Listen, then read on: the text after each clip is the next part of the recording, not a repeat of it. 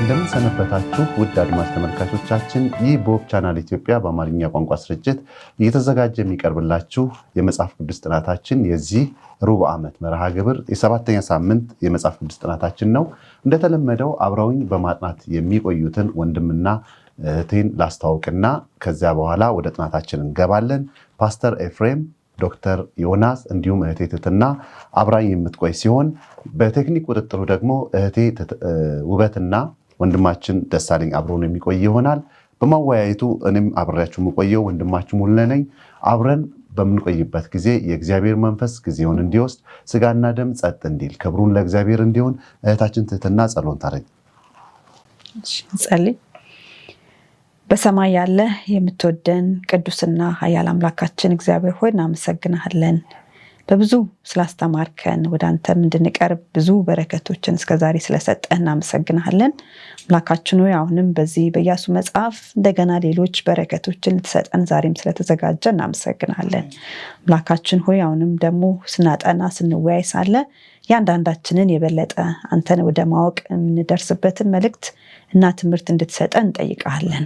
ይህ ለኛ ብቻ ሳይሆን ለሚያዳምጡን ለሚያዩን ለሁሉ እንድትሰጠን እንጠይቃለን። ይህ ያወቅነው እውነት ደግሞ የበለጠ ከአንተ ጋር የሚያቀራርበን ለመንግስት የሚያዘጋጀ እንድታደርግልን እንጠይቃለን። ስለሰማን ተመስገን። በሁሉ ነገር አንተ ብቻ ክበር። በክርስቶስ በልጅ ስም እንጠይቃለን። አሜን። እግዚአብሔር ይባርክሽ እህቴ ትትና። ውድ አድማጭ ተመልካቾቻችን የዚህ ሳምንት መርሃ ግብር የመታሰቢያ ጥቅስ የሚገኘው ማቴዎስ ወንጌል በወንጌላዊ ማቴዎስ የተጻፈው ወንጌል ምዕራፍ 6 ቁጥር 33 ላይ ነው። እንደዚህ ይላል፣ ነገር ግን አስቀድማችሁ የእግዚአብሔርን መንግስት ጽድቁንም ፈልጉ፣ ይህ ሁሉ ይጨመርላችኋል። አስቀድማችሁ የእግዚአብሔርን መንግስት ጽድቁንም ፈልጉ፣ ይህም ሁሉ ይጨመርላችኋል ይላል። በዚህ ሳምንት ታዲያ የምናጠናው በጣም የሚገርም ርዕስ ነው። ያም ርዕስ ምንድን ነው? ብዙ ጊዜ ሰዎች የአምልኮ ስርዓትንና አምልኮን ይለያሉ። ወይም ደግሞ የአምልኮ ስርዓት ትልቅ ኃይል እንዳለው የአምልኮ ስርዓት ሊደረግ የሚገባ እንደሆነ ከእግዚአብሔር ጋር አንድ ላይ የምናሳልፍባቸው ስርዓቶች እንደሆኑ አናስተውልም ወይም እናቀላቸዋለን። እስቲ እነሱን ስርዓቶች እነ ኢያሱ ዮርዳኖስን ከተሻገሩ በኋላ ምን በማድረግ ጀመሩ የሚለው እናያለን። በተለይ ደግሞ አሁን እንደምታስታውሱት ያለፉትን 40 ዓመታት በበረሃ ሲንከራተቱ ቆይተው ያንን መንከራተት ጨርሰው አሁን ወደ ዮርዳኖስ ሲሻገሩ ምንድነው የሚጠብቃቸው?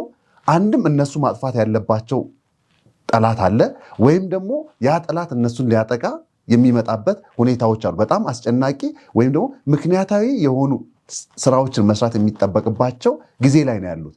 ነገር ግን እነሱ የሚያደርጉት ከዛ የተለየ ምክንያታዊ የሆነ ስራ ሲያደርግ እናያለን። ከነሱ አንዱ ኢያሱ ያደረገው ምንድነው? ቅድሚያ ለቃል ኪዳኑ ሲሰጥ እናያለን።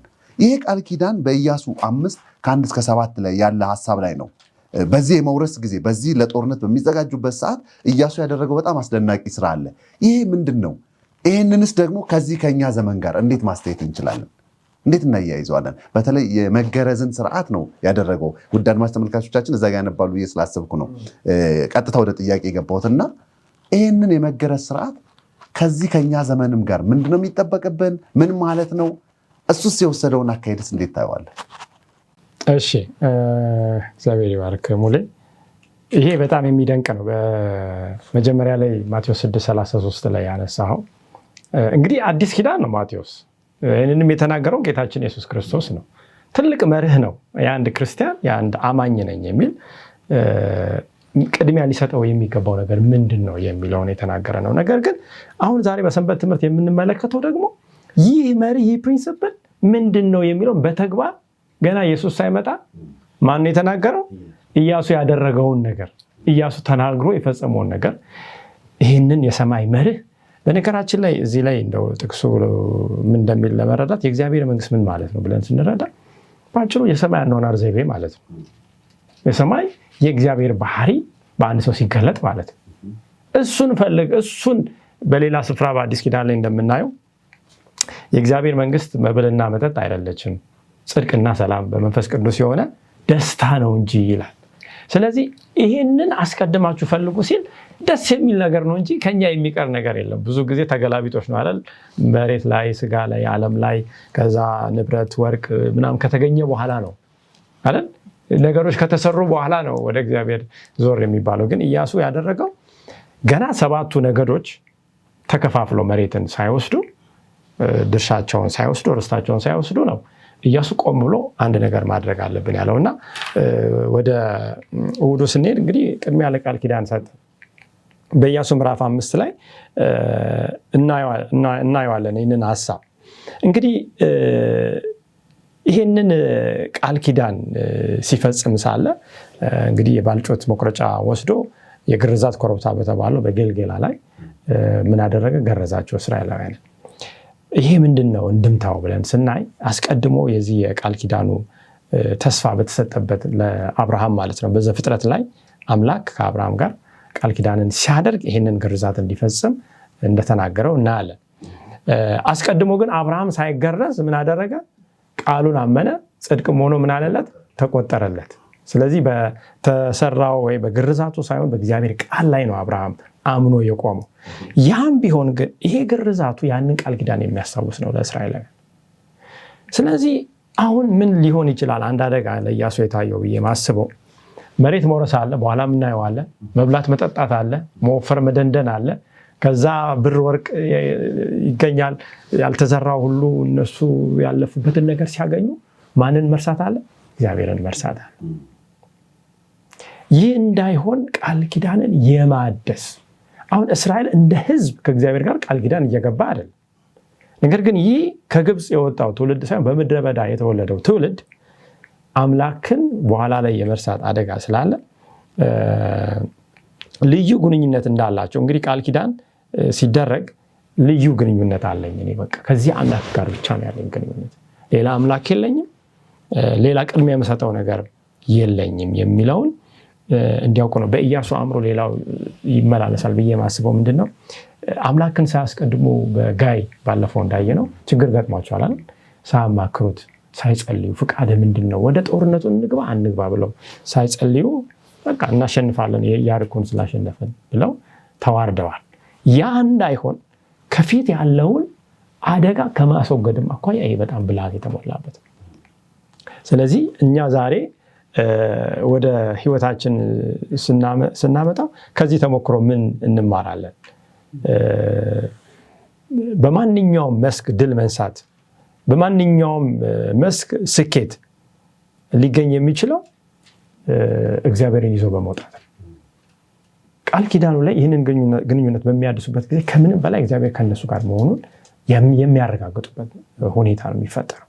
ምክንያቱም አምላክ ይህንን በጣም ደስ ብሎት ዌልካም የሚለው ነገር ነው። ስለዚህ ከነሱ ጋር ይሆናል። ድል የተረጋገጠ ነው የሚሆነው። ሰላም የተረጋገጠ ነው የሚሆነው።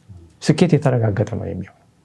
ስለዚህ እኛም ዛሬ አስፈላጊ በምንላቸው ጉዳዮች ምክንያት ከእግዚአብሔር ጋር ያለን ግንኙነት ችላ ያልንበት ጊዜ እንዳንኖር ይመክረናል አይደል? ጠዋት ተነስተን በየቀኑ ሩቲን ወይም አዙሪት አለ። ቶሎ በቃ ወደዛ ነው የምንገባው። ግን ቆም ብለን ከመብላት ከመጠጣታችን ሌላ ነገር ከማድረጋችን በፊት ከአምላክ ጋር በየቀኑ ቃል ኪዳንን ማደስ፣ የቀኑ ሽክርክሪት የቀኑ አዙሪት ይህንን አምላክ ምን ሊል ይችላል? ሊያስረሳ ይችላል። የክርስትና ህይወት የየቀን ህይወት ነው። እንደውም እናውረደው የየሰዓት ህይወት ነው። ያንን በየሰዓቱ በየቀኑ ካላደረግን ይህ ልባችን መልካምን ከማድረግ ይልቅ ክፉን ለማድረግ የሚሻ ስለሆነ ራስን ማስለመድ በእግዚአብሔር ቃል ኪዳን ውስጥ ራስን እያሳደሱ አእምሮን እያሳደሱ መኖር ያስፈልጋል የሚለውን ከዚህ ቅድሚያ ያለ ቃል ኪዳን ከሚለው ልንማር የምንችለው ሀሳብ ነው። እውነት ነው። እግዚአብሔር ይባርክ። በጣም ትልቅ ሀሳብ ነው። እስቲ ወደ ትህትና ልምጣ። ቲቲ አሁን ፓስተር ያነሳው ሀሳብ ላይ ምክንያቱም ቅድሚያ መስጠት ቃል ኪዳንን ማደስ ነው። ስለዚህ ኢያሱ ያደረገው ምንድን ነው? ግርዘትን ነው እዚህ ጋር የፈጸመው። እዚህ ግርዘት ላይ ስናይ ቅድም እንዳልነው ጦርነት አለ። ጦርነቱን እንደውም የያዕቆብ ልጆች የሰሩትን ሀሳብ እናስታውሳለን። ምንድን ያደረጉት? ዲናን በደፈሯት ጊዜ ስምዖንና ሮቤል ምንድን ያደረጉት? እነዛን ሰዎች ይቅርታ ሊጠይቁ ሲመጡ ችግር የለም ይቅር እንላችኋለን፣ ግን ልጃችንን እንድንሰጣችሁ ከፈለጋችሁ ወንዶቻችሁ በሙሉ ምን ይበሉ? ይገረዙ። ወንዶቻቸው ተገረዙ። እነሱ ምን አደረጉ ይላል እንግዲህ ጦርነት ያለው ህዝብ ይሄን ታሪክ ማወቅ አለበት። ስለዚህ ምንድን ያደረጉት እነሱ? ያ ያለ ነው ኢያሱ ባልጩት እንዳለው አንስቶ ገረዘ ነው የሚለው። ጦርነት ላይ መግረዝ እንዴት ነው? እኛ አሁን በጣም የተጨናነቀ በጣም እንትኖች ውስጥ ለእግዚአብሔር ይሄንን መስዋዕትነት ለመክፈል መዘጋጀት ምን ያስተምረናል? ያ ቅድም መታሰቢያ ጥቅስ ላይ ያነበብከውን ጥቅስ ነው የሚያስታውሰው። ምክንያቱም ክርስቶስ ምን ብሏል? አስቀድማችሁ የእግዚአብሔር መንግስት ጽድቁንም ፈልጉ ነው። አሁን ኢያሱም እያደረገ ያለው ምንም በፊታቸው ብዙ ጦርነት ቢገጥማቸው ገና መሬቱን እየገቡበት ነው ያሉት። በዛ ደግሞ ብዙ ጠላት ነው የሚጠብቃቸው። እነዛ ሁሉ ጦርነቶች በፊታቸው ቢኖሩም እስከዛሬው ስኬታቸው ራሱ ምንጭ እግዚአብሔር መሆኑን እያስታወሱ ነው። ያንን በማድረጋቸው ከእግዚአብሔር ጋር እንደገና በአዲስ መልክ ቃል ኪዳን መግባት እንፈልጋለን ነው ያንን ማድረግ የፈለጉት ማሳየት የፈለጉት እና በትክክልም የስኬታቸው ምንጭ እስከዛሬ ድል የሰጣቸው እግዚአብሔር መሆኑን ነው ሪኮግናይዝ ማድረግ የፈለገው ኢያሱም ህዝቡም እንዲያውቅ የፈለገውና ለኛም እንደዛው ነው። አሁን በአዲስ ኪዳን እንግዲህ ግርዘትን ወክሎ የሚመጣው ጥምቀት ነው። ከክርስቶስ ጋራ ግንኙነት ማድረጋችን እኛ የእግዚአብሔር ወገን መሆናችን የምንገልጸው በጥምቀት ነው። መጽሐፍ ቅዱስ ስለዚህ በጣም ግልጽ ጥቅስ ይሰጠናል። በቆላስይስ ምዕራፍ 2 ላይ ቁጥር ከ13 ጀምሮ እንደዚህ ይላል። እናንተም ከቁጥር 11 ጀምሮ የስጋንም ሰውነት በመገፈፍ ቆላስይስ ምዕራፍ 2 ቁጥር 11 ላይ የስጋንም ሰውነት በመገፈፍ በክርስቶስ መገረዝ በእጅ ባልተደረገ መገረዝ በእርሱም ሆናችሁ ደግሞ ተገረዛችሁ፣ በጥምቀትም ከእርሱ ጋር ተቀበራችሁ፣ በጥምቀትም ደግሞ ከሙታን ባስነሳው በእግዚአብሔር አሰራር በማመናችሁ ከእርሱ ጋር ተነሳችሁ ብሎ ይላልና በአዲስ ኪዳን ይህንን ወክሉ ያለው ከእግዚአብሔር ጋር ቃል ኪዳን መግባታችን እያሳየን ያለው ጥምቀት ነው እና ይሄንን ቃል ኪዳን በየጊዜው እንግዲህ እየተጠመቅን አይደለም መቼስ ብናድሰው፣ ግን እግዚአብሔር የሰጠን ጥሩ መንገድ አለ። ያም የጌታ እራት አገልግሎት አለ በየጊዜው የምናደርገው በየ3 ወሩ በእኛ ቤተክርስቲያን በየ3 ወሩ እናደርጋለንና ያንን ስናደርግ ከእግዚአብሔር ጋር የነበረንን ያንን የቃል ኪዳን ግንኙነት እንደገና የምናድስበትን እድል እግዚአብሔር እየሰጠን ነው እና ስለዚህ ቅድሚያ ለማን እንድንሰጥ ነው ሁልጊዜ እንድናስታውስ የሚያደርገን? ቅድሚያ ለእግዚአብሔር። ህይወታችን ከእግዚአብሔር ጋር ያለን ግንኙነት ትልቁ መሰረቱ ከሱ ጋር ያለን ግንኙነት ነው እያለን የምንገልጽበት መንገድ ነውና ኢያሱም ያደረጉት ምንም ጦርነት በፊታቸው ቢኖርም ቆም ብለው ግን እግዚአብሔርን የሚያመሰግኑበት ለሱ ዕውቅና የሚሰጡበትን እድል ነው የፈጠሩትና እኛም በህይወታችን ልክ እንደዚህ ብዙ ነገሮችንም ደግሞ እግዚአብሔር አድርጎልናል። እንዲህ አይነት ጊዜያቶችን መውሰድም አለብን። እግዚአብሔር የምናመሰግንበት ቃል ኪዳችንን የምናድስበት የተለያዩ መንገዶችን ፈጥረን እንዲህ አይነት ልምምድ ልንወስድ እንደሚገባ የኢያሱ ልምምድ ያሳየናል። እንደው እዚህ ጋር ጥሩ አንስተሻል። ጥምቀት ነው። አሁን ብዙ ጊዜ ሰዎች ምን ይላሉ? አንድ ሰክሰስ ወይም ደግሞ አንድ ነገር ተስፋ በማድረግ ፓስተር እኔ የምጠመቀው ይሄን ነገር ከጨረስኩ በኋላ ነው ይላሉ። ወይም እኔ ከእግዚአብሔር ጋር ይሄን ቃል ኪዳን የምፈጽመው ይሄን ነገር ካረኩ በኋላ ነው ይላሉ። ለነሱ ምን ልምድ መስጠት እንችላለን ከኢያሱ በመውሰድ? እውነት ነው። ይሄ በጣም ኢያሱ የእምነት ሰው እንደሆነ ማሳያ ነው። ምክንያቱም ጠላት አለ፣ የሚያገሳ አንበሳ ዛሬም በዙሪያችን ይዞራል። የእኛን ውድቀት የሚፈልግ የሚሰራ ሰራዊት አለ። በኢያሱም ጊዜ እንደዚህ ነው የሆነው። ቢያንስ ግን 3 ቀን ከዚህ ከቁስላቸው እስራኤላውያን ተፈውሰው የእስራኤል ጎበዝ የእስራኤል ወጣት ተዋጊ የሚባለው እንግዲህ ወንዱ ማለት ነው በቁስል ሆኖ 3 ቀን እንቅስቃሴ ማድረግ ሳይቻል ተቀምጦ ሲያሳልፍ ምንም አንሆንም፣ በቃ እኛ እግዚአብሔርን እንታዘዝ እንጂ ውጊያው እግዚአብሔር ነው ብሎ ተማምኖ መቀመጥ ነው። በተግባር የታየ ነው። አሁን እምነት በጣም በተግባር የታየበት ሁኔታ። ስለዚህ ኢያሱ እና እስራኤል የሰሩት ስራ እውነት ዛሬ ለዘላለም የምንማረው ትምህርት ነውና እኛ ዛሬ ተመልካች አድማጮቻችንም ይሄንን ከኛ ጋር ማሰብ ይችላሉ። ያስቀደምነው የእግዚአብሔር ሐሳብ ከሆነ ሌላው ነገር ራሱ ተከትሎ ይመጣል። ልክ የባቡር ፍርጎ አለ አይደል? ባቡር ከፊት ሆኖ ያንን ፍርጎ ጎትቶ ነው የሚሄደው እስከ ተያዘ ድረስ። የፊት ለፊቱ የሄደው ቦታ ያመሄዳል። ፍርጎ የግድ እስከ ተያዘ ድረስ የሚቀድመውን ካላስቀደሙ ፍርጎ ለብቻው አይሄድም። አሁን ፍርጎዎችን ደርድሬ የት ልውሰደው ነው? የት ነው የሚሄደው? እግዚአብሔርን አስቀድም፣ በመንገድ ይቀናልሃል፣ ታዘዝ፣ በረከቱ ይመጣልሃል የሚለው ነገር በተደጋጋሚ በመጽሐፍ ቅዱስ በሰንበት ትምህርትም እያየነው ነውና መክሰር የለም። ጻድቅ እግዚአብሔርን ተማምኖ ሲራብ ሲጠማ ዘሩም ሲለምን አናይም ይላል መጽሐፍ ቅዱስ። ዳዊት ይናገራል አይደል እንዴ? ይሄ አሁን ጠላትና ሰይጣን ዓለም ላይ የሚሰሩት ስራ ምንድነው? ካልፈጠንክ አንተ ካሮትክ ሰው እንደሚያደርገው ካላረግ ዋጋ የለህም። ከዛ በኋላ እግዚአብሔርን ከህይወታችን ቀስ ብሎ የማውጣት ስራ ነው የሚሰራው። ይህንን እኛ መንቃት አለብን። እሱን አስቀድመን ጸሎትን አስቀድመን ቃሉን አስቀድመን መንፈሳዊ ነገር አስቀድመን ስጋዊን ነገር ማስከተል ይሄ በጣም ግልጽ ነገር እኮ የትኛው ነው የሚበልጠው?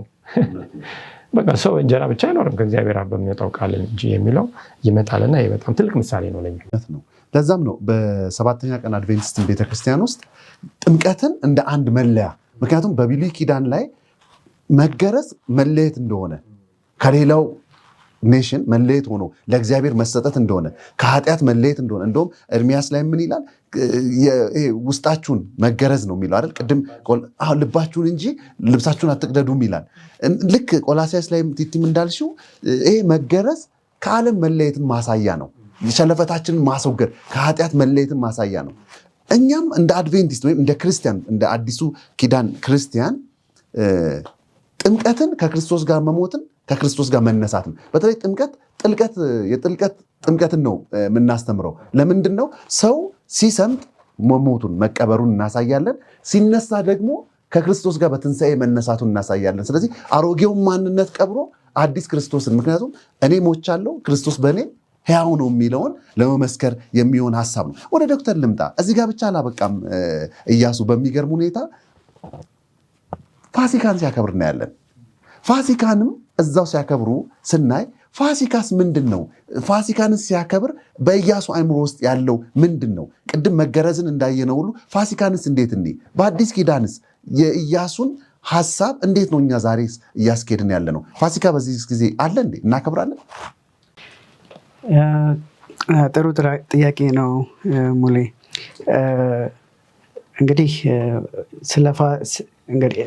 ምንድን የእምነት ስርዓቶችን እያካሄደ ነው ያለው። አንድ መልሼ ኤምፋሳይዝ ምንድነው ትኩረት እንድንሰጠው የምፈልገው ነገር ኢያሱ እያደረገ ያለው ነገር በጦርነት ጊዜ የሚደረግ ነገር አይደለም።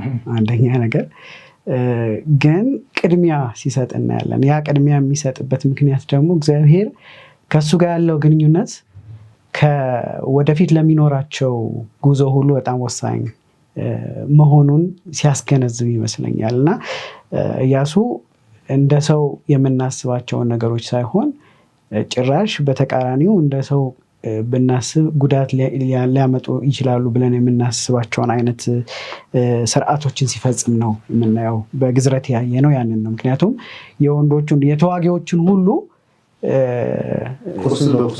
ቁስል አቁስሏል። እና ያ እንግዲህ ጦርነት ቢነሳ ምን ሊፈጠር እንደሚችል የሚያሳይ ነው። አሁንም መልሶ ኢያሱ በስርዓት ውስጥ ሲያሳልፋቸው እናያለን። ከግዝረቱ በኋላ የፋሲካን ስርዓት እንዲያደርጉ እንግዲህ ፋሲካ ስርዓትን መጀመሪያ የምንመለከተው ግብፃውያን እስራኤላውያን ከግብፅ በወጡ ጊዜ በመጨረሻው መቅሰፍት ጊዜ የሆነውን ታሪክ ነው የሚያሳየን።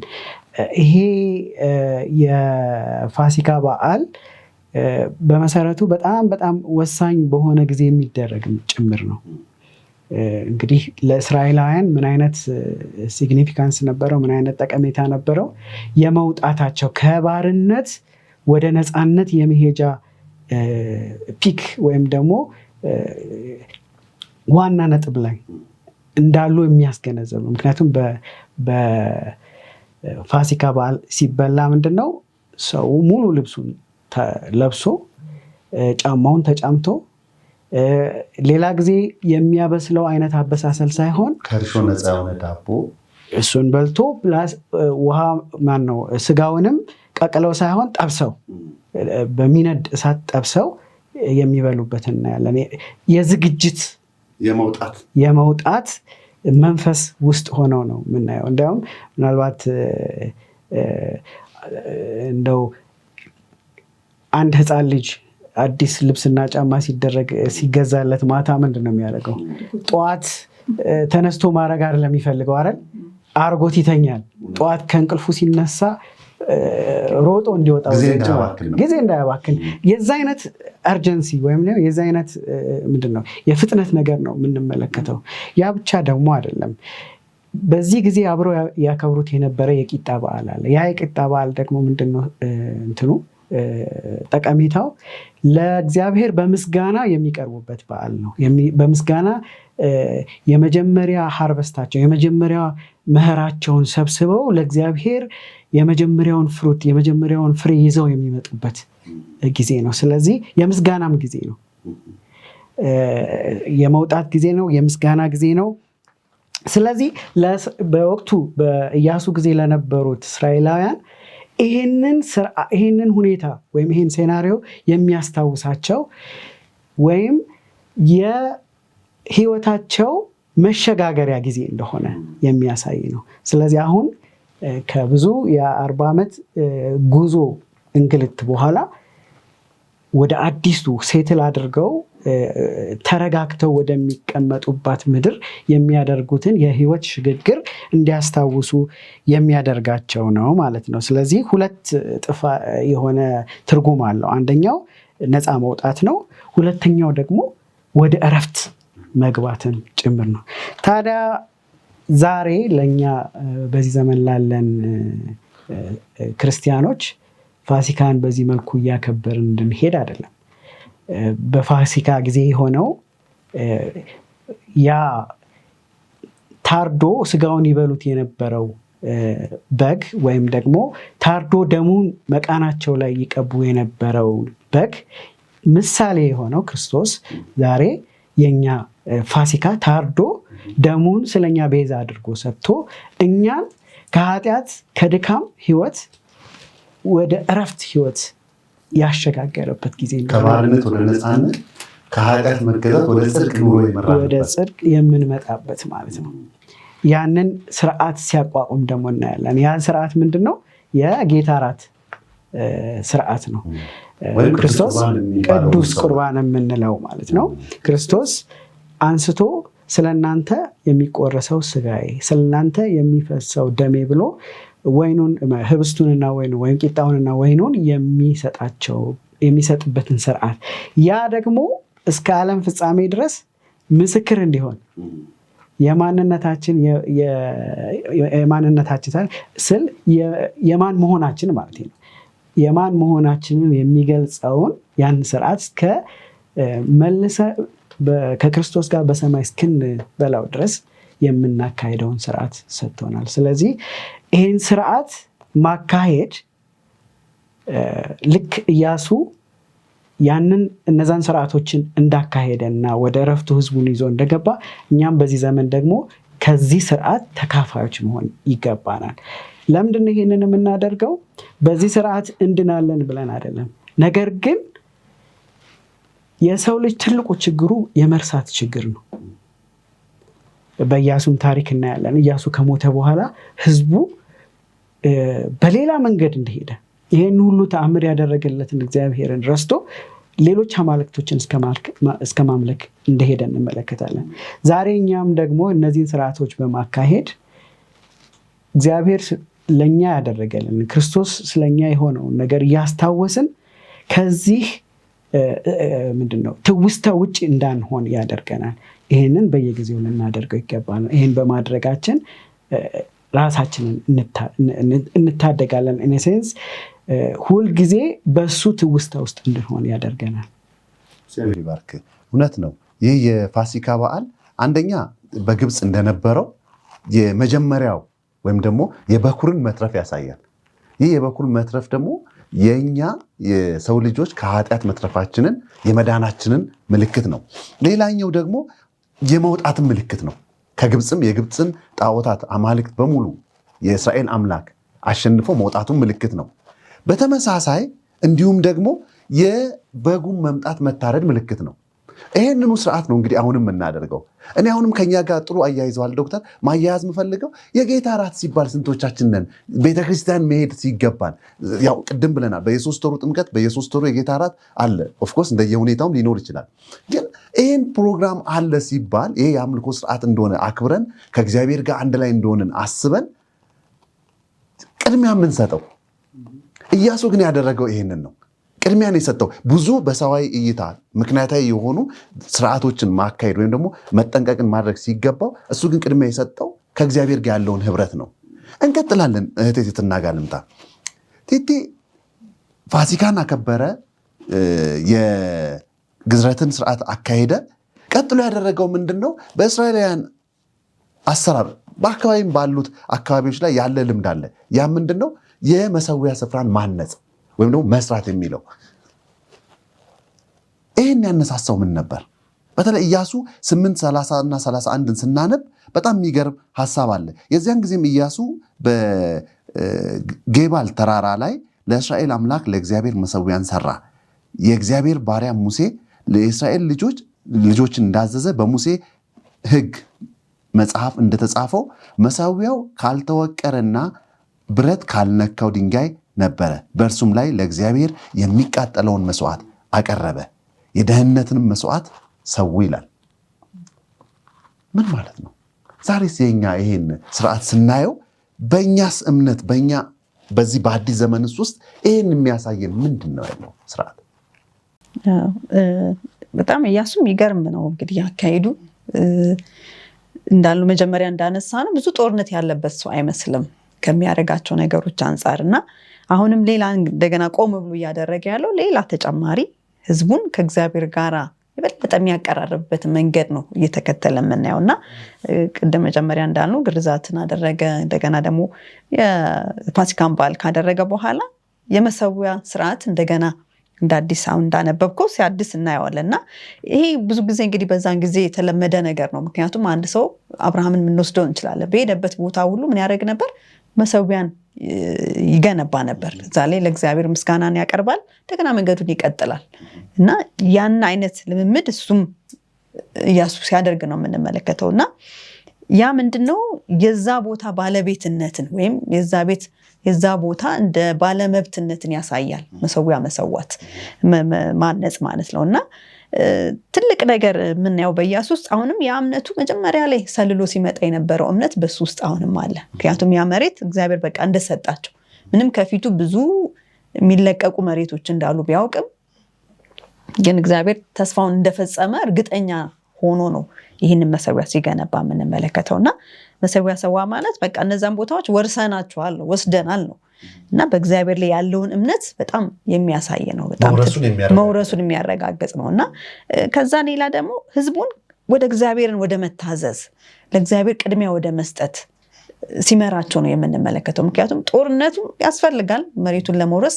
ከዛ በላይ ግን ቅድሚያ የሚሰጠው ነገር ቅድም እንዳደረገው አሁንም እግዚአብሔር መታዘዝ ይቀድማል አይነት ሐሳብን ነው ለህዝቡም ያንጸባረቀ የምንመለከተው፣ ለራሱም ሲያደርግ የምናየው ማለት ነው እና እግዚአብሔር አስቀድሞ የሰጣቸውን ትእዛዛቶች ሙሴ በተናገረው መሰረት ያንን ሲያደርግ እንመለከታለን ማለት ነው እና ይሄ በጣም ትልቅ እንማረው የሚገባ ከኢያሱ ትልቅ ነገሮችን ነው የምናየው ማለት ነው እና ሌላ እንግዲህ እንደ አንድ መሪ ኢያሱ እንግዲህ ትልቅ ሊሰራ የሚገባውም ይሄንን ነው አይደለ?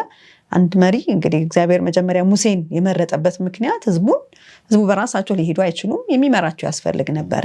እግዚአብሔር መልእክት እየተቀበለ ያንን የመምራት ስራ ብቻ ሳይሆን የሚያደርግ የነበረው ሙሴ ህዝቡን ከእግዚአብሔር ጋር እያቀራረበ ነበረ ሲቆየ ነበረው። ኢያሱም ያንን ነው እየሰራ ያለው፣ ህዝቡና እግዚአብሔር ጥሩ ግንኙነት እንዲኖራቸው ማድረግ ነው እና ለዛም የሚያስፈልጉ ነገሮችን ቀደም እንዳየነው የግርዘትን አረገ፣ የፋሲካን አከበረ፣ አሁን ደግሞ መሰዊያን አቀረበ። አሁንም እምነታቸው በማን ላይ እንዲሆኑ ያ ምሳሌ ሆኖ የሚሰዋው በግ ላይ እምነታቸውን እንዲያረጉ ለደህንነታቸው፣ ለህይወታቸው፣ ለስኬታማነታቸው መስዋዕት የሚቀርበው ያ በግ ወይም ምሳሌ ሆኖ የክርስቶስ ማንነት የሁሉ ነገራቸው ምንጭ እንደሆነ እንዲያስታውሱ አሁንም ከእግዚአብሔር ጋር ያላቸውን ቃል ኪዳን እንዲያድሱ ትልቅ ሚናውን ሲጫወት እንመለከታለን ማለት ነው እና በጣም ትልቅ ነገር ነው የሚያደርገው። ይሄ ለእኛም በጣም የሚጠቅመን ነው። በተለይ ኢያሱ በአዲስ ኪዳን ክርስቶስን ይወክላል አይደል? ክርስቶስ ዕብራይስጥ ቋንቋ ጃሹዋ ተብሎ ነው የሚጠራው እና ክርስቶስ መጥቶም ከህዝቡ ጋር የሚያደርገው ያን ቃል ኪዳን ማደስ ነው። ሰው በኃጢአቱ ምክንያት ከእግዚአብሔር በራቀ ጊዜ የእግዚአብሔር ትልቅ ሐሳብ በክርስቶስ ኢየሱስ የፈጸመው የደህንነት እቅድ መጨረሻ ግቡ ምንድነው? የሰዎችን ሪስቶሬሽን ነው ወይም ደግሞ ከእግዚአብሔር ጋር እንደገና በአዲስ መልክ ቃል ኪዳን መግባትና የገባላቸው መጀመሪያ አጥተውት የነበረውን የእግዚአብሔርና የነሱ ግንኙነትን ማደስ ነው የክርስቶስ ዋናው አንዱ ስራ ማለት ነውና ያንን ማድረጉን እንመለከታለን። ይሄን በምንድነው? ወደ መታዘዝ ህይወት እግዚአብሔርን በመውደድ በፍቅር የሚደረግ መታዘዝን ማስተዋወቅ ነው የክርስቶስ አንዱ ስራ ማለት ነው። ኃጢአትን ሲያስወግድ፣ ሌላኛው ደግሞ በኃጢአት ምክንያት ተላልፈነው የነበርነው የእግዚአብሔርን ሕግ እንድንወደው እንድንታዘዘው የሚመራ መሪ ሆኖ ኢያሱ ያንን የተጫወተውን በምሳሌነት በክርስቶስ ህይወት ውስጥ የተፈጸመውን እንድናይ ያደርገናል ማለት ነው። እና ለዚህ በጣም ጥሩ አንድ ጥቅስ ብናነብ ጥሩ ነው። በሁለተኛ ቆሮንቶስ ምዕራፍ 1 ላይ ቁጥር 20 ላይ እንደዚህ ይላል፣ እግዚአብሔርም ለሰጠው የተስፋ ቃል ይላል ሁሉ አዎን ማለት በእርሱ ነውና፣ ስለዚህ ለእግዚአብሔር ስለ ክብሩ በእኛ የሚነገረው አሜን በእርሱ ደግሞ ነው ብሎ ይላል። እና የእግዚአብሔር የተስፋ ቃሎች አሁን ያገኙት በማን ነው? በክርስቶስ ነው።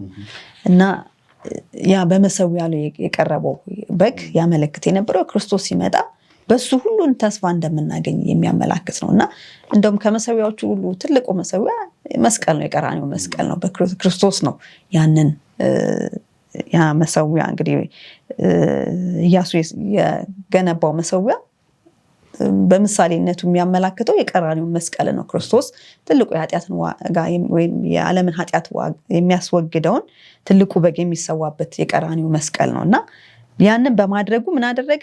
ቃል ኪዳንን ሁሉ የእግዚአብሔር ቃል ኪዳኖች አሁን እንዲሆኑ ለእኛ እንዲፈጸሙ ምክንያት ሆነልን ማለት ነው። እና ዛሬ ምን ማድረግ እንችላለን? እነዛ ቃል ኪዳኖች ወይም እነዚህ የመሰዊያችንን ለማደስ ወይም ምን አይነት ነገሮች አሉ መሰዋት ማለት ልናድስ የምንችላቸው ነገሮች በምንልበት ጊዜ ብዙ ነገሮች ማድረግ እንችላለን። እንደዛን ጊዜ ገንብተን ላይሆን ይችላል፣ በድንጋይ የተሰራ መሰዊያ ላይኖረን ይችላል። ግን በየቤታችን የአምልኮ ጊዜ አለን። ሁልጊዜ ቅድሚያ ለማን የምንሰጥበት?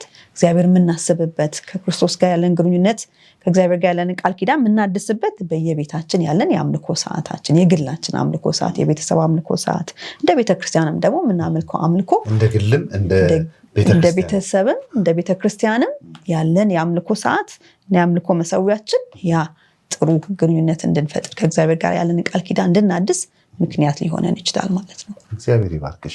እንደው ቲቲ ያነሳችሁ ላይ ፓስተር አንተ ጋር ልምጣ 2 ደቂቃ ልስጥህ። እዚህ ጋር መስዋዕቶቹ ላይ አይተን ከሆነ የመስዋዕቱ መሰዊያውን አሰራር ከድንጋይ ወይም ብረት ያልነካው ብሏል። እዛ ላይ ግን መስዋዕቱን ያቀረቡት ደህንነትና የሚቃጠል መስዋዕት ይላል። ምንድን ነው የደህንነትና የሚቃጠል መስዋዕት ልዩነቱ?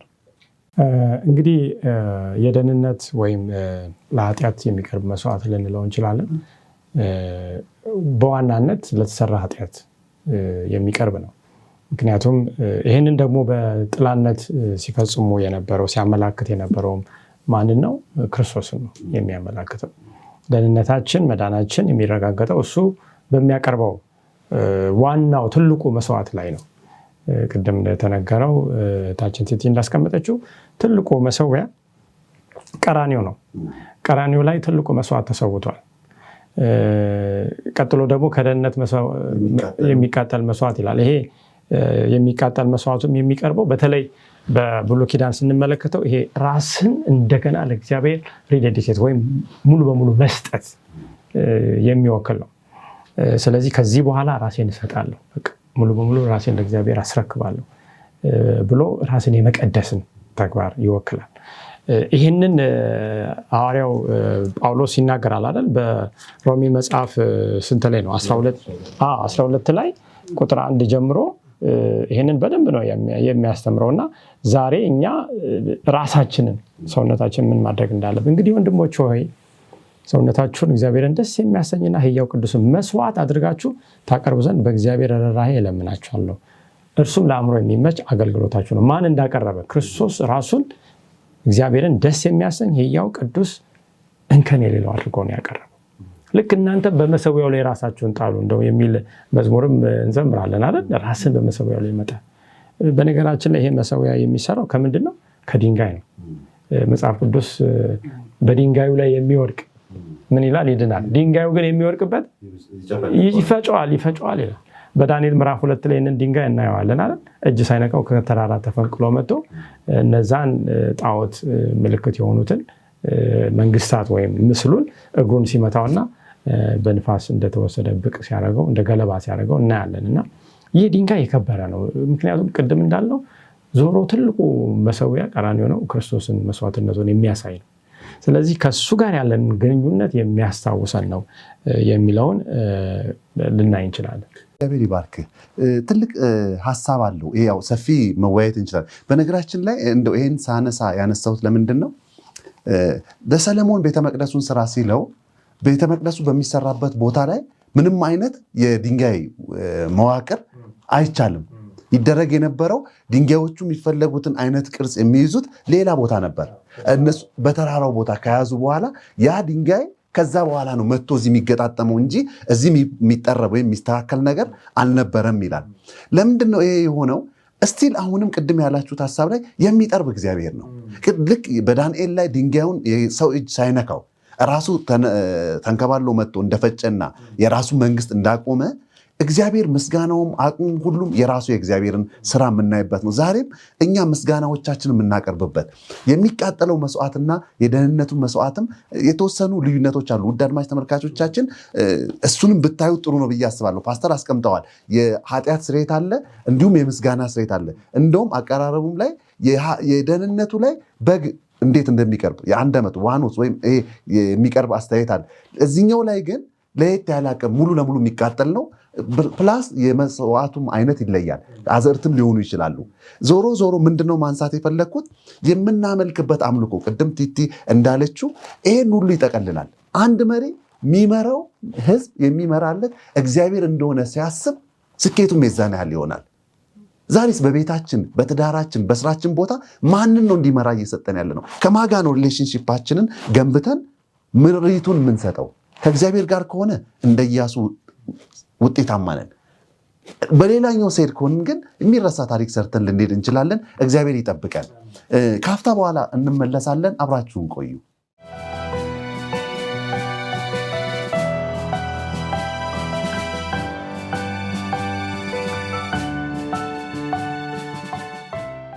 በሆፕ ቻናል ኢትዮጵያ በአማርኛ ቋንቋ ስርጭት እየተላለፈ የሚገኘው የመጽሐፍ ቅዱስ ጥናታችን የዚህ ሩብ ዓመት 7ኛው መርሃ ግብር ጥናታችን ክፍል ነው። ካቆምንበት እንቀጥላለን።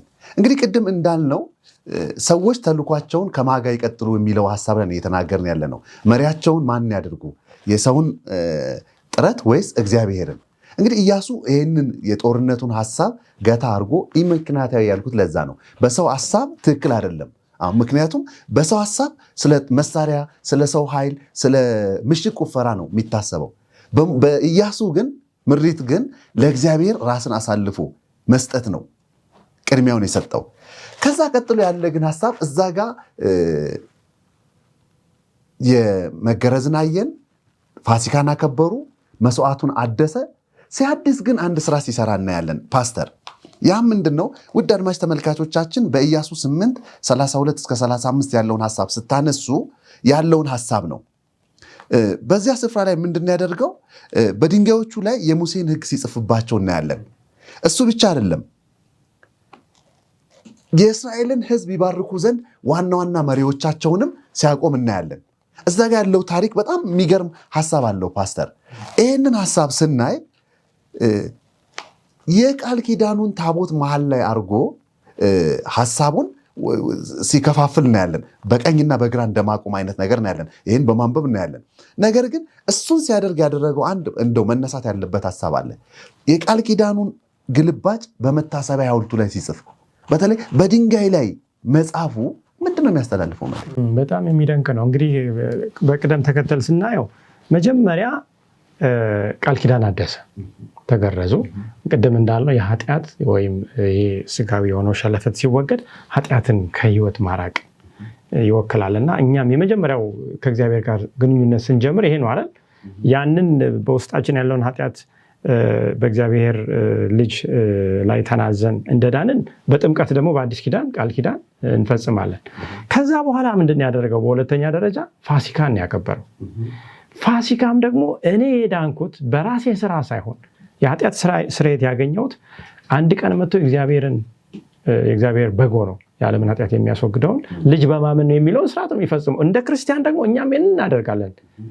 ፋሲካችን ክርስቶስ እንደታረደ ጳውሎስ ይናገራል። በሶስተኛ ደረጃ ደግሞ ምን አደረገ? መሰዊያ ሰራ። ከዛ በኋላ እዛ መሰዊያ ላይ መስዋዕትን አቀረበ። ምስጋና ሊሆን ይችላል፣ ለኃጢአት የሚሆነው የሚቃጠል ሁሉ ቀረበ። አሁን ይኸው እንግዲህ በዛሬው ደግሞ ስንመለከት በአራተኛ ደረጃ ይህንን የእግዚአብሔርን ቃል እግዚአብሔር ለሙሴ ሰጠው ማለት የሙሴ ሕግ ይላል እንጂ ሙሴ ሕግ አላወጣም፣ እግዚአብሔርን ያወጣው። ጻፈው ድንጋይ ላይ። በኋላ የምንመጣበት ሀሳብ አለ። እንደገና አነበበው። በነገራችን ላይ ቃል ኪዳኑ የሚለው ሀሳብ 10ቱን ትእዛዛት ነው ፕላስ የሙሴንም ሕግ ይላል ሌላ ቦታ። አሁን እዚህ ጋር የቃል ኪዳኑን ግልባጭ ጻፈ ሲል ሐውልቱ ላይ 10ቱን ትእዛዛት እንደሆነ እናውቃለን። ቃል ኪዳኑንም ጻፈው ነው የሚለው። በቃ ሕጉ በሌላ አባባል የቀረ ነገር የለም ነው። 10ቱ ትእዛዝ እኮ በቤተ መቅደሱ በቅድስተ ቅዱሳን ታቦት ውስጥ አለ። ግን ስቲል አሁን እዛ ድንጋይ ላይ መጻፍ ፈልጓል። ድንጋይ ላይ ጽፏል። አንደኛ ፐብሊክ ነው ወይም ህዝባዊ ነው፣ ይታያል፣ ለሰው ይፋ ነው፣ ሁሉም ያነበዋል ማለት ነው። ለምንድን ነው ያደረገው ስንል የክርስቲያን የየቀኑ ልምምድን ኢያሱ በዚህ በህዝብ ፊት ሲያደርገው እናያለን። ይሄ የየቀኑ ልምምዳችን ሊሆን ይገባል። ቀራንዮን ማየት፣ በየቀኑ በተመስጦ ለተወሰኑ ሰዓታት ክርስቶስ ከጌተሰማኒ እስከ ቀራንዮ ያደረገውን ጉዞ ማሰብ፣ ፋሲካችንን ማሰብ። በ3 ወር አንድ የምናደርገው አይደለም። ቅድም ይሄ ዝም ብሎ ሃይማኖታዊ ስርዓት ትልቁ አደጋውን የክርስትና ምን መሰላችሁ? ውጫዊ የሆነ ስርዓት፣ የጌታ እራት፣ የእግር እጥበት ዝም ብለን የምናደርግ ከሆነ ትርጉም አለ? የለም፣ ትርጉም የለውም። ስለዚህ ይሄ ከኢያሱ እና ከእስራኤል የምንማረው ትምህርት የሚገርም ነው እና በገሪዛን እና በጌባል ተራራ ፊት ህዝብ አቆመ። ግራና ቀኝ ልንለው እንችላለን። በመሀል ላይ ድንኳኑ አለ፣ ታቦቱ አለ። ከዛ በኋላ ገሪዛን የበረከትን ተራራ፣ ጌባል ደግሞ የእርግማን ተራራ ወክሎ፣ እንግዲህ ተራራ ራሱ ድንጋይ ነው አይደል? አለት ነው። ያ እዛ ላይ ራሱ የተጻፈበት በዛው ስፍራ በድንጋይ ላይ የተጻፈበት ምክንያት አለ። አሁን ይሄ ከታዘዛችሁ በረከቱን የምታገኙበት እንደ ቃሉ ማለት ነው። ካልታዘዛችሁ ደግሞ ካመጻችሁ ይሄንኑ እግዚአብሔር የሰጠውን እርግማን የምታገኙት የጸና የተረጋገጠ ጉዳይ ነው፣ አይቀርም ነው። ስለዚህ የምታመልኩትን ዛሬ ምረጡ ነው። ኢያሱ 24 ላይ ይሄንን ቢልም የምታገለግሉትን ይላል ምረጡ። የእንግሊዝኛው ግን እግዚአብሔር እናመልካለን ወይ እናገለግላለን የሚለውን እናለን እና ምርጫ አድርጉ። የጸናን የእግዚአብሔር ቃል ጠብ አይልም፣ አይወድቅም። እወቁ፣ እንደዚህ ተራራ የቆመ ነገር ነው። ሁኔታዎች ቢቀያየሩ አይቀያየርም። ይሄ በአእምሯቸው እንዲሳል ኢያሱ ከእስራኤል ሽማግሌዎች ጋር የሰራውን ስራ እናያለን። ዛሬ እኛ ደግሞ ዳዊት እንደተናገረው አንተን እንዳልበድል ቃልን በልቤ ሸሸኩ ሰወርኩ ይላል። ይሄ የልብ ጽላት የእግዚአብሔር ቃል የተጻፈበት መሆን አለበት።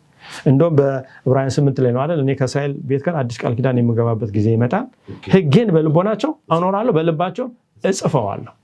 ስለዚህ አንዱ ሌላውን እግዚአብሔርን እወቅ ብሎ አያስተምረውም። ከሕፃን እስከ አዋቂ ድረስ እኔ ያውቀኛል፣ ከእግዚአብሔር የተማረ ይሆናል ይላል እና ይሄ የአምላክ ቃል በልቤ ውስጥ ካለ በልባችን ውስጥ ካለ ሌላው መጥቶ አያስተምርም ማለት ነው። ራሱ ቃሉ ምንድነው? በቂ ነው። እግዚአብሔርን የምናውቅበት መንገድ አንዱ የእግዚአብሔር ቃል ነው፣ ክርስቶስ ኢየሱስ ነው።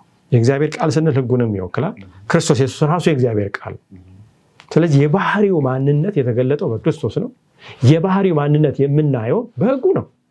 ስለዚህ ክርስቶስን ከሕጉን መለየት ማለት ማይቻል ነገር ነው አይደል? እንደ እግዚአብሔር ያጣመረው ሰው ምን አይበለው አይለየው ይላልና ይህንን ሲያስቀምጥ እናያለን እና በእያንዳንዱ የጌታ እራት አገልግሎት በእነዚህ ስርዓቶች ውስጥ ሁሉ ልዩ የመታደስ ቃል ኪዳናችንን የምናደስበት አጋጣሚ እንደሆነ መውሰድ አለብን። የመቀደስ እድል ነው። አዎ፣ ህብረትን ከእግዚአብሔር ጋር የምናደስበት አጋጣሚ ነው ብለን ልንመለከት እንችላለን። ይህንን መርሳት ግን ምን ያመጣል ይላል መጽሐፍ ቅዱስ። እስራኤላውያን በዚህ ስፍራ የገዛ እጄ እናደረገች እንዳትል ቅድምም አንስተነዋል። በምትገባበት ጊዜ ስትበላ፣ ስትወፍር፣ አንገት ሲደነድን፣ ከብት ሲበዛል፣ አንተ ያላረስከውን ያንን ያልማስከውን የወይን መጥመቂያ አግኝተህ ስትጠጣ ስትበላ እንዳትረሳ፣ ከዛ ይሄ ሁሉ እርግማን እንዳያገኝ አልቀረም። ግን እንደተመከረው እስራኤል መጨረሻ ላይ ታሪኩ እግዚአብሔርን ረስቶ በጣዖት አምልኮ ሆኖ አሕዛብ እንደጠፉ ሲጠፉ ነው የምናየው። ይህን ሰንበት ትምህርት የምንማረው እኛ አሁን የኢያሱና የእስራኤልን ታሪክ እዚህ ለማነምነብ ሳይሆን እኔ ምን እማራለሁ ነው። ዛሬ ለእኔ እጅግ በጣም ወቅታዊ ጊዜያዊ የዚህ ዘመን መልእክት ነው። ይህንን ቃል ኪዳን፣ ይህንን ተስፋ፣ ይህንን በድንጋይ ላይ የመጻፈው ይህንን መሰዊያ እኔ የራሴ ግል ልምምድ ካላረኩት እውነት በገሪዛን በኩል ያለው እርግማን ማን ነው? በጌባል በኩል ያለው እርግማን ይመጣብኛል ማለት ነው። ይህም እንደ አለት እንደ ተራራ የጸና ጉዳይ የሚለው እንድናይ እንችላለን። እውነት ነው። እግዚአብሔር ይባርክ። እንደው በጣም የሚገርም ሀሳብ ፓስተር አንስቷል። እኔ እንደው አንቺን 1-2 ደቂቃ ልስጥሽና እርግማንና በረከቱ በቃል ኪዳን ውስጥ የሚለው ሀሳብ ትንሽ ለአድማጭ ተመልካቾቻችን ግልጽ ብናደርግ ምን ማለት ነው? የቃል ኪዳኑ እርግማንና የቃል ኪዳኑ በረከት ምንድን ነው? አስቀድሞ ነግሯቸው ነበረ። እናስታውስ ከሆነ ያንን ሕግ ቢታዘዙ ምን ይመጣል፣ ባይታዘዙ ደግሞ ምን ይሆናል የሚለውን በተለይ ዘዳግም መጨረሻ ላይ ምን ብሎ ነው የሚናገረው? ይህን ብትታዘዙ በቃ በረከቶች የሚያገኛቸውን ስትወጣ ስትገባ ምን ይሆናል፣ በቃ እግዚአብሔር ይከተላችኋል እያለ በግልጽ ይዘረዝርላቸው ነበር። እና ያንን ባይታዘዙ ግን ምን ደግሞ ይመጣል? እርግማን ይሆናል። የግብፃውያንን በሽታ ሁሉ አመጣብሃለሁ ሁሉ ብሎ ተናግሯል። እና እነዚያን ነው ሲዘረዝርላቸው የምናየው ማለት ነው። እና ያንን ባይታዘዙ የእግዚአብሔርን ሕግጋት ባይታዘዙ የሚመጣባቸው ነገር እርግማን እንደሚሆን፣ ነገር ግን ደግሞ ቢታዘዙ በረከትን እንደሚያገኙ እየነገራቸው ነበረ።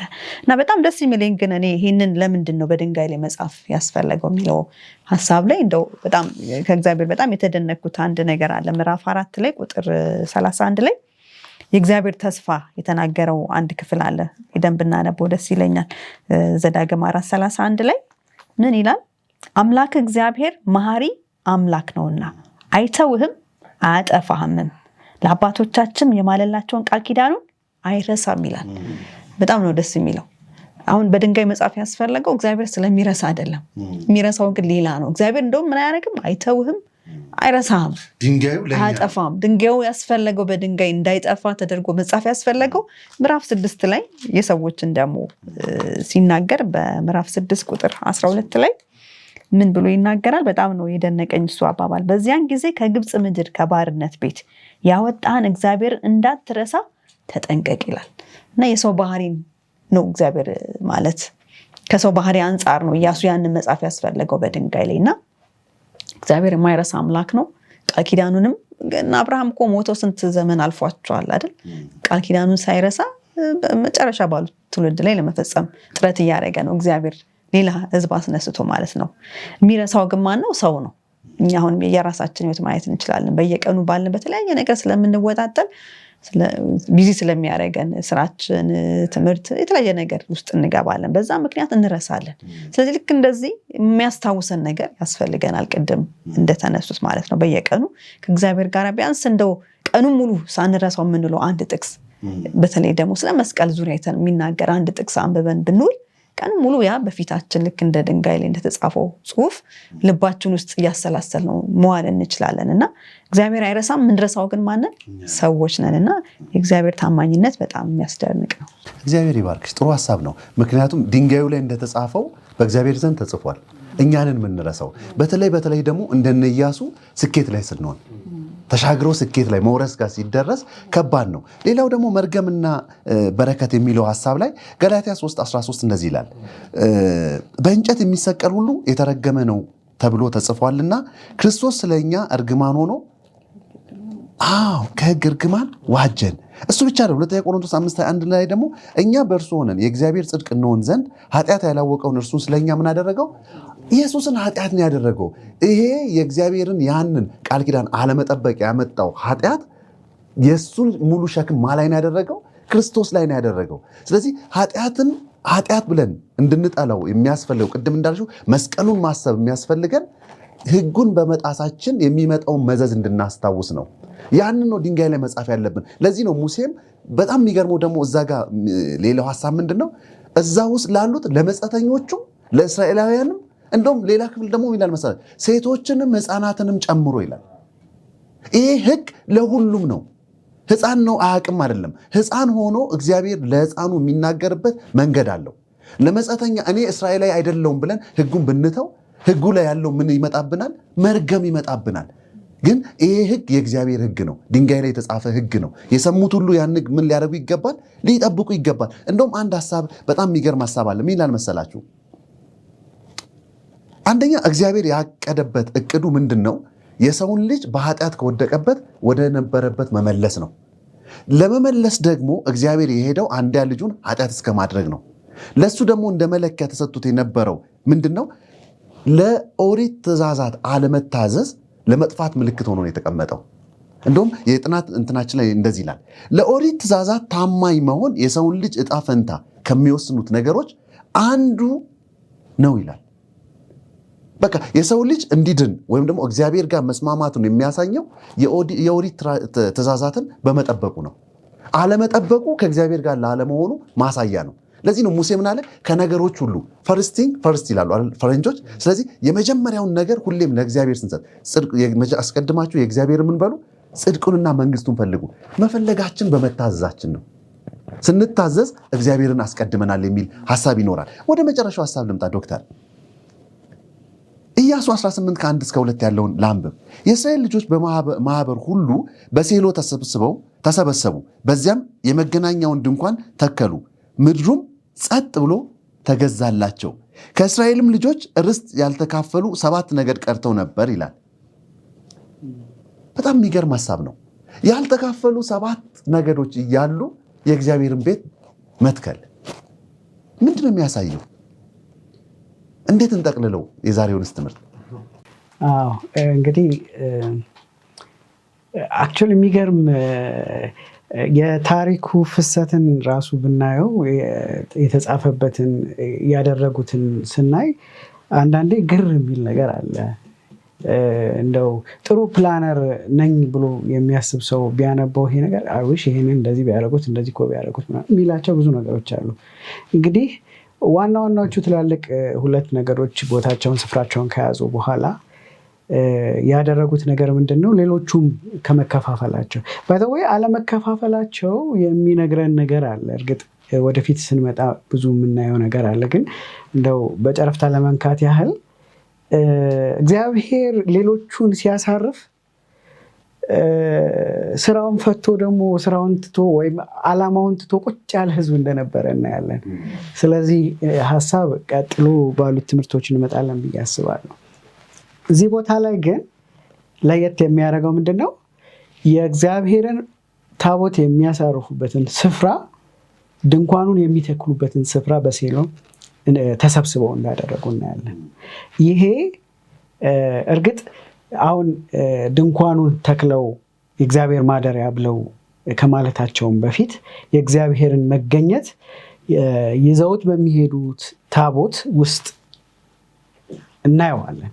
ግን አሁን አንድ ስፍራ እነሱም እንትን ብለው ርስታቸውን አግኝተው እየሰፈሩ ነው ያሉት።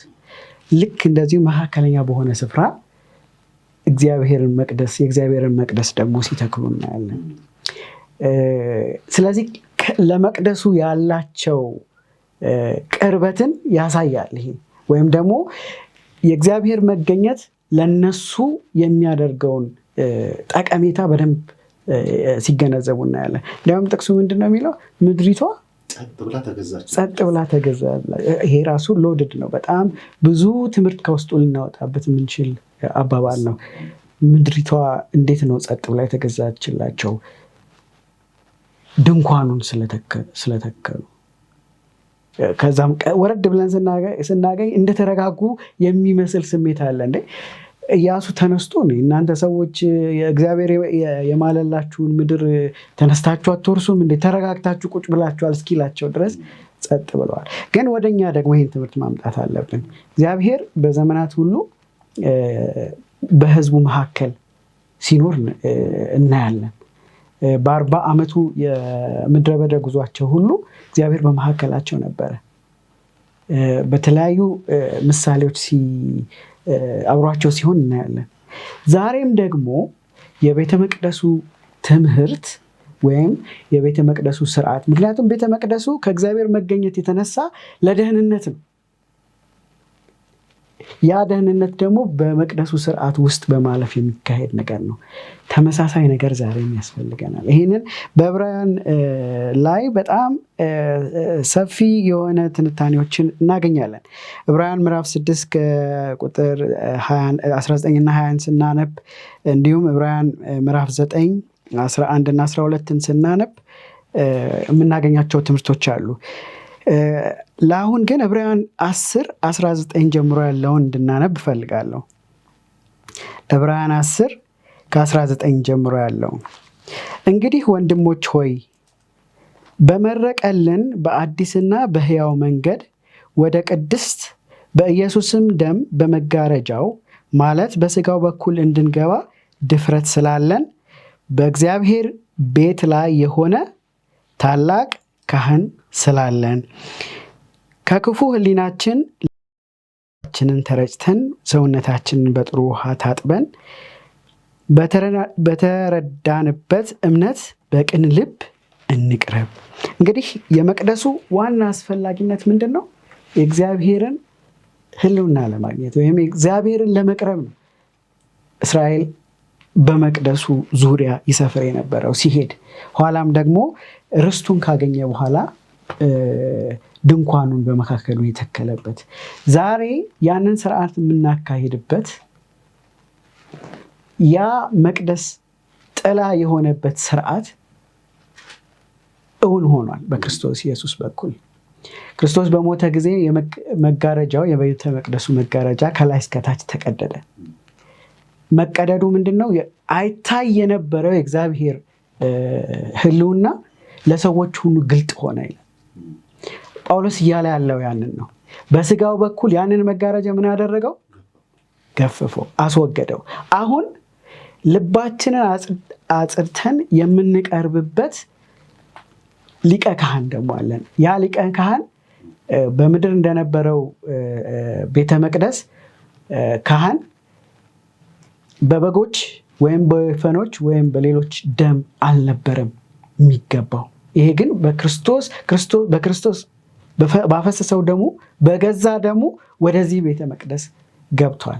ስለዚህ አሁን የእግዚአብሔርን ሕልውና የምናይበት የእግዚአብሔርን መገኘትን የምንናፍቅበትን አዲስ የመረቀልን መንገድ አለ ይላል ጳውሎስ አይደለም። ስለዚህ በክርስቶስ በኩል ያ መንገድ ተከፍቶልናል። ዛሬም ማንም ራሱን አዋርዶ ልቡን ተረጭቶ ኃጢአቱን ተናዞ የሚመጣን ሁሉ ሊቀበል በደሙ ሊዋጀው ወደ አሰበለትም ስፍራ ሊያሻግረው ወደ እረፍቱም ሊያገባው ክርስቶስ እየጠበቀው ይገኛል ማለት ነው። በአጠቃላይ ግን ከዛሬ ትምህርት የምንገነዘበው ወይም ዋና መያዝ ያለብን ነገር